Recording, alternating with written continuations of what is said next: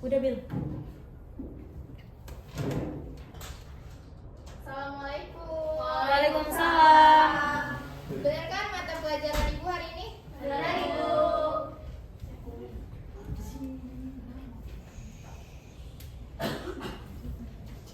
Gimana kabarnya hari ini? Baik. Ada yang nggak masuk nggak? Semua. Nanti kalau ada yang nggak masuk, tolong dicatat aja ya, nanti kasih ke saya. Sebelum kita memulai pembelajaran hari ini, alangkah baiknya kita berdoa terlebih dahulu. Nanti tolong pimpin doanya. Sebelum memulai pembelajaran pada pagi hari ini, mari kita berdoa menurut kepercayaan masing-masing. Berdoa dimulai.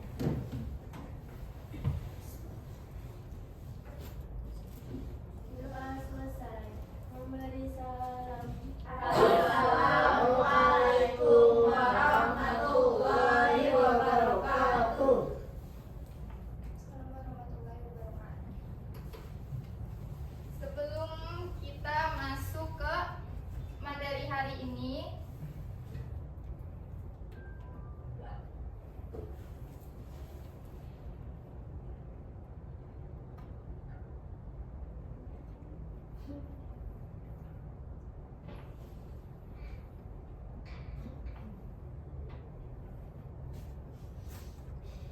Didi bisa tolong bantu? Oh itu udah bisa Bu.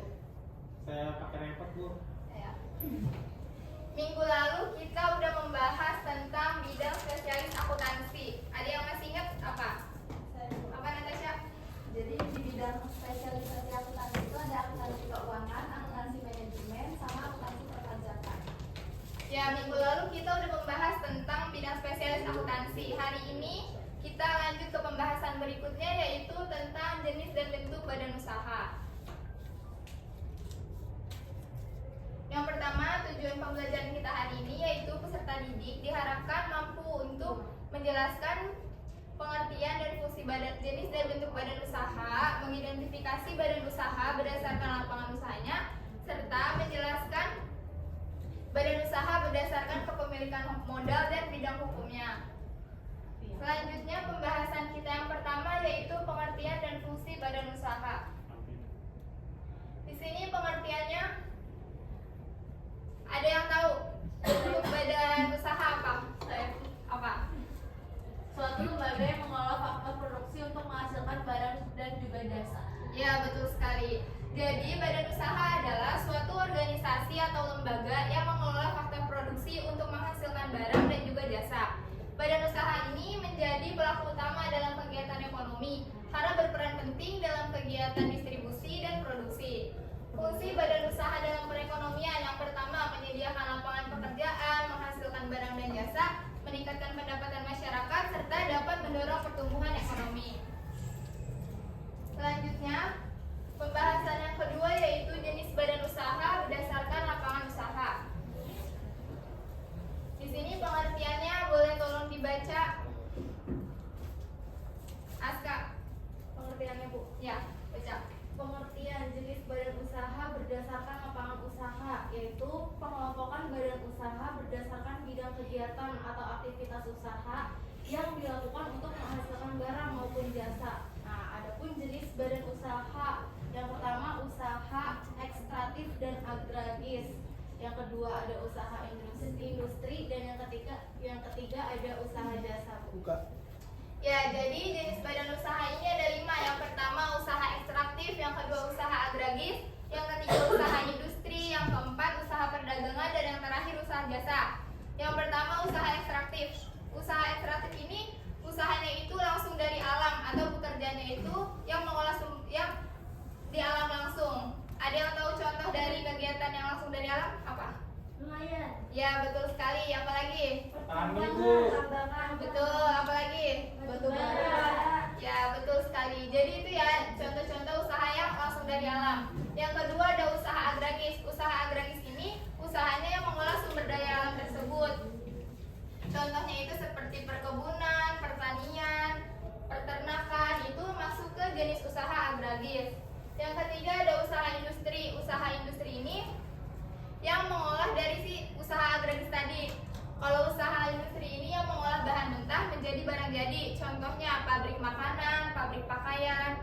Terus yang keempat ada usaha jasa. Usaha jasa ini usaha yang memberikan pelayanan secara langsung. Contohnya bank, salon, atau supir. Itu kan dia memberikan pelayanan ya. Itu contoh-contohnya. Selanjutnya ada pembahasan yang ketiga, bentuk badan usaha berdasarkan kepemilikan modal. Yang pertama BUMN, yang kedua ada BUMD, yang ketiga BUMS, yang terakhir ada koperasi. BUMN kepanjangannya apa? Badan usaha milik negara. BUMD kepanjangannya Badan usaha milik negara. BUMS. Badan milik swasta. Ya, jadi kalau BUMN ini modal dimiliki negara, jadi modalnya ini dari negara langsung. Terus kalau BUMD modal dimiliki pemerintah daerah, jadi modalnya tersebut dari pemerintah di daerah masing-masing. Contohnya, jadi BUMD ini ada dua, badan perusahaan umum daerah dan perusahaan perseroan daerah. Selanjutnya yang ketiga ada BUMS, modal dimiliki swasta. BUMS ini modalnya dari diri sendiri atau pribadi, tapi dia juga mencari keuntungan untuk dirinya sendiri.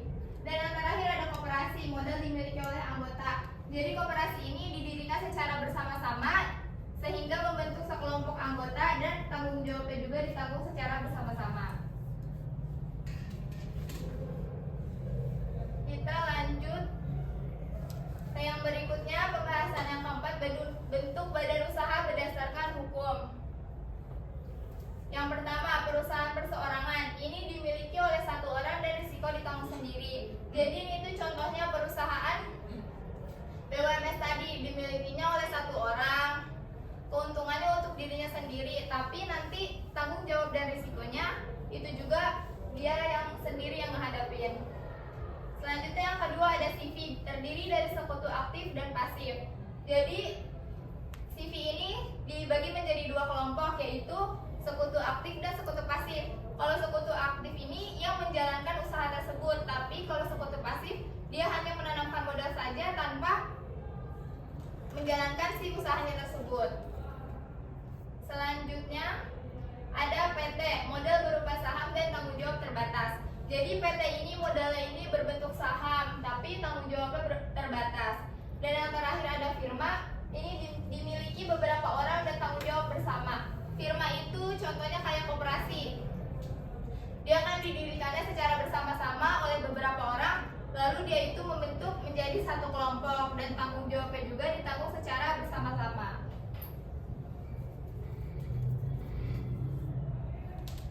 Nah, di sini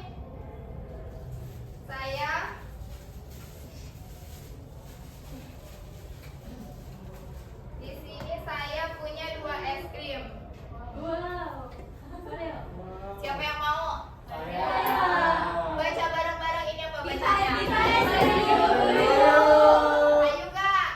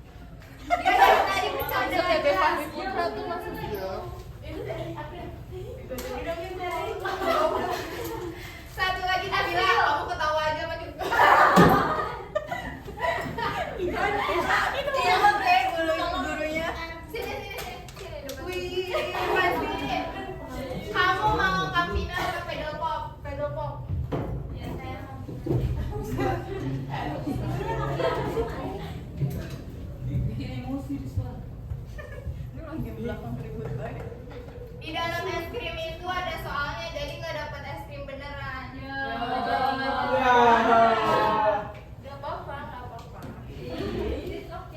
Nabila naik. Apa soalnya bacain dulu? Siapa Aska dulu apa Nabila dulu? Saya dulu. Ya, boleh.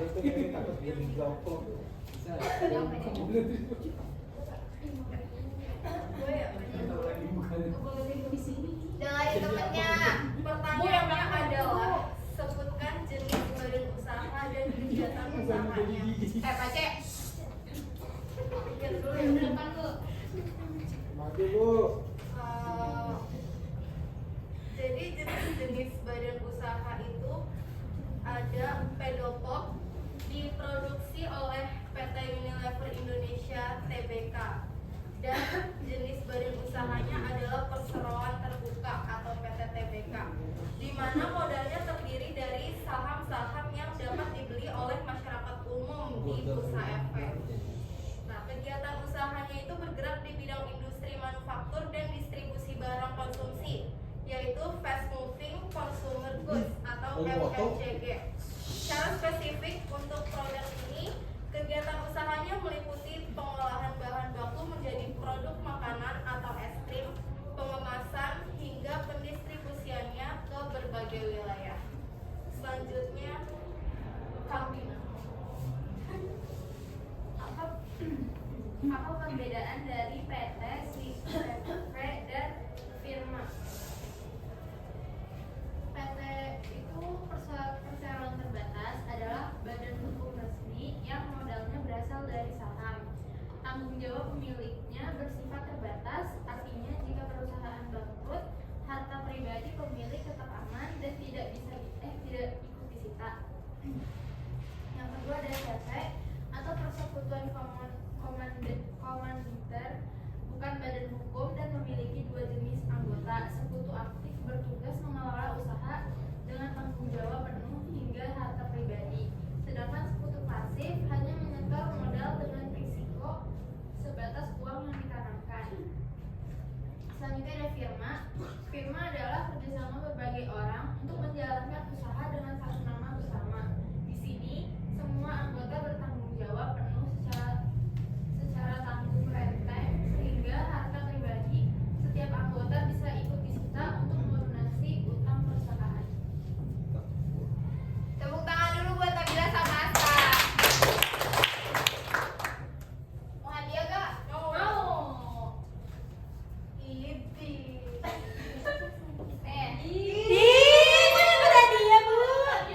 Hadiah udah maju. Kan gak dapet es krim, dapet hadiah. Kita di pasar DIY. Lucu nih. Dah, sebelum Aska kamu es krimnya? Gua ada lagi Gak ada, Mas. Ada nanti. Iya. Ya, barusan kita udah dengerin dari Aska sama Nabila kerja kelompok.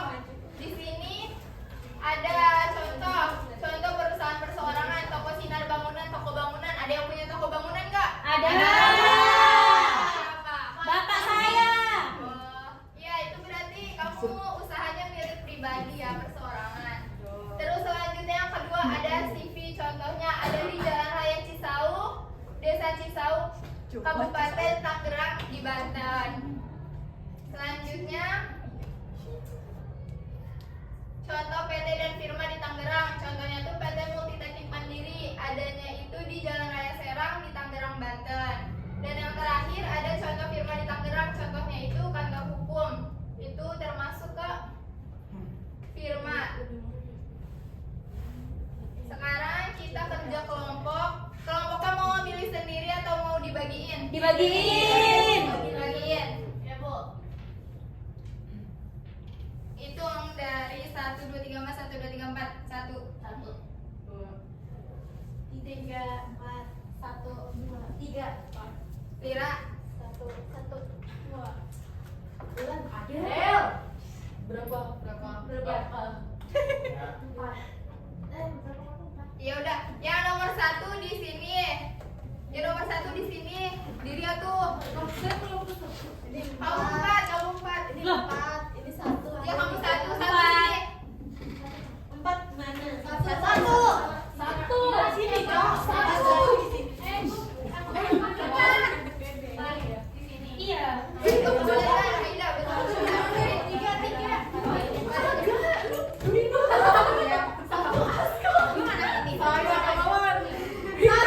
Kecil ke sini. Dua mana? Pokoknya tambah satu bikin buletan. Nomor 3. Kamu jangan ini, kamu ke belakang.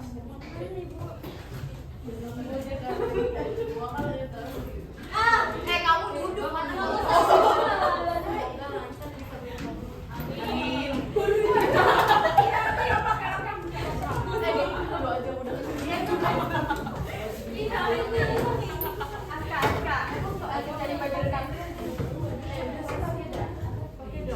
Ya belum. Kamu jangan pada berisik. Udah belum? Kelompok satu mana? Kelompok satu. 1, 2, 3, 4. Perwakilan kelompok maju satu-satu. Di sini ada Ciki Taro, ada Ciki Jen, ada Botabi sama Ciki. Satu kelompok ambil satu. Dari kelompok 1 dulu ya. Nih. Ciki Taro siapa? Aku. Jangan kayak gitu. Ini yang pertama ini. Sampai kelompok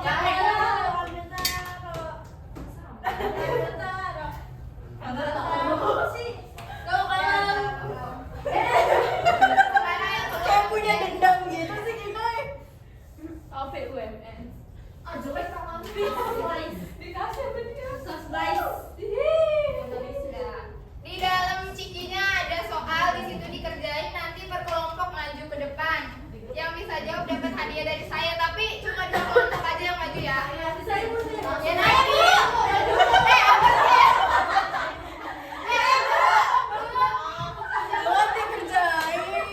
Ntar kalau saya bilang 1, 2, 3 maju, yang duluan maju berarti dia yang maju. Ya kerjain dulu. Saya kerjain dulu.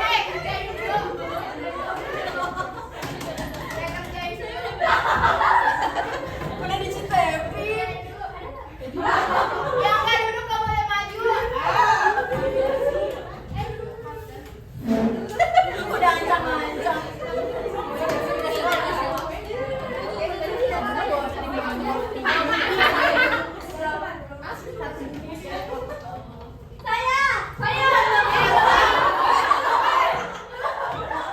Yang diri yang nggak duduk pokoknya nggak boleh maju. Dari mana yang ini? Yang ini udah belum? Jangan.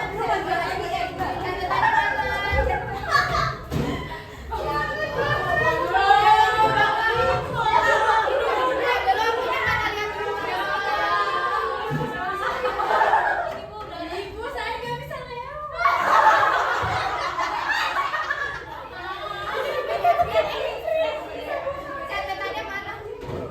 Coba sampai. Yang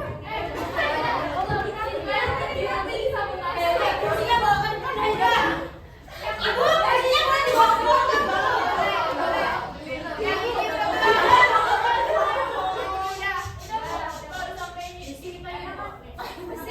3 menit lagi ya saya duduk.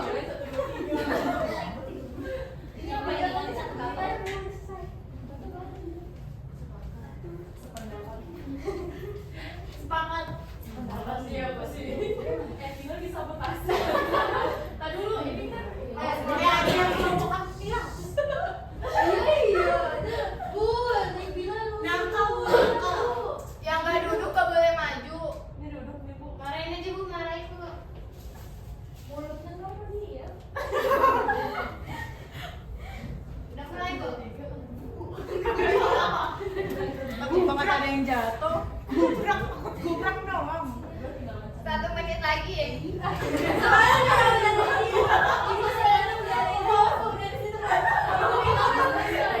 lagi, udah belum? Yang nggak boleh catatan nggak boleh maju. Punya. Oh, dicatat, Bu. Iya. Udah selesai semua? Udah. Cuma 2 kelompok ya.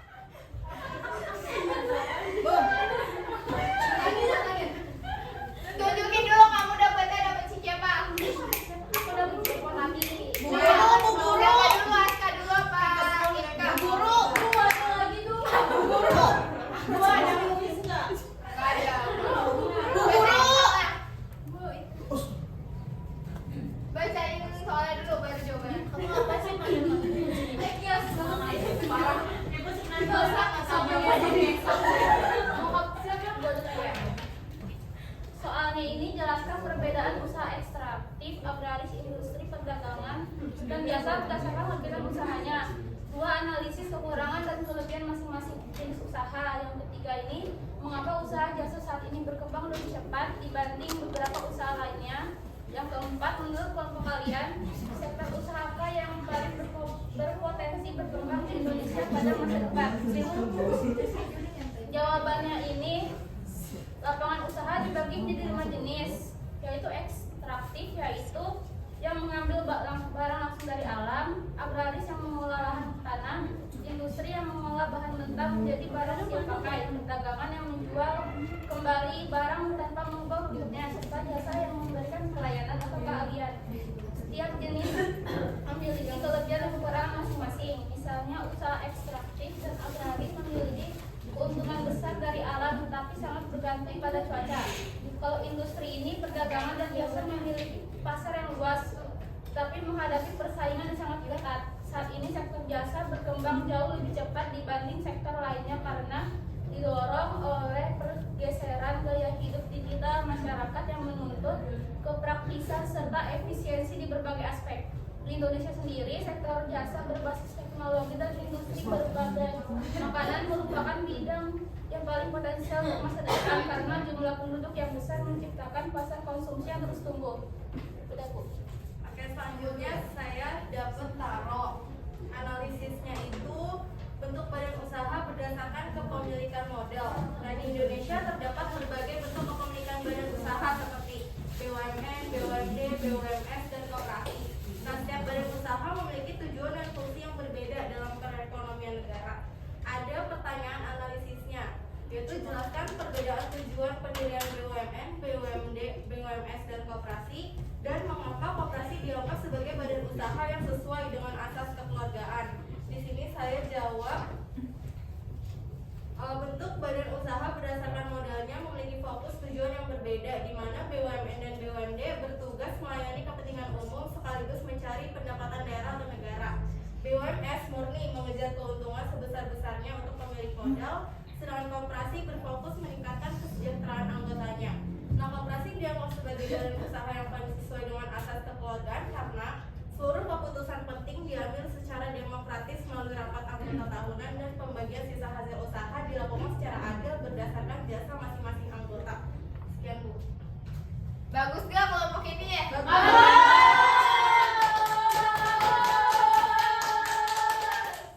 Ini hadiahnya. Yeay, pilih-pilih.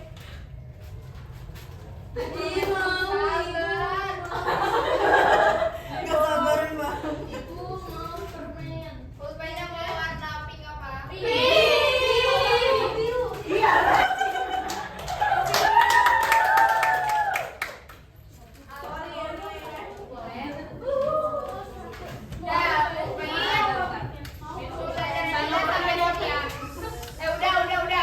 Bagiin Kak Esa. Rapi lagi.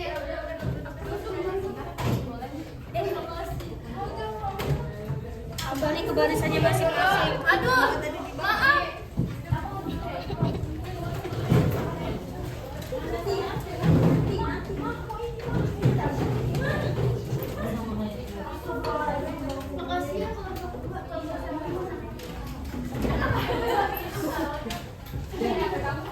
Udah belum? Udah ya?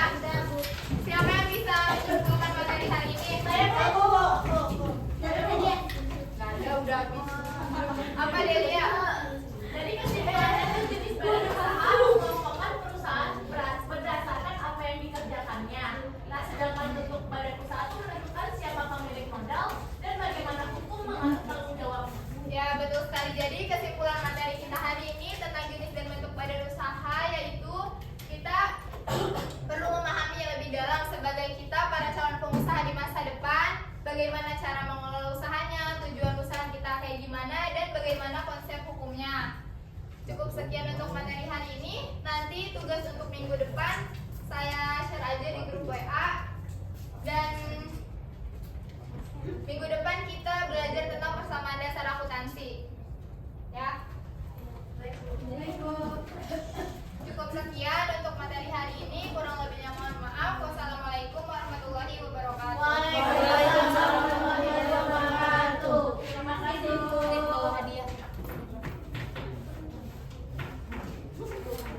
Makasih ya kalau belum. Iya. Ibu yang Abis ini pulang atau masih ada pelajaran lain? Makasih ya. Siapa ini? Aku biru. Aku.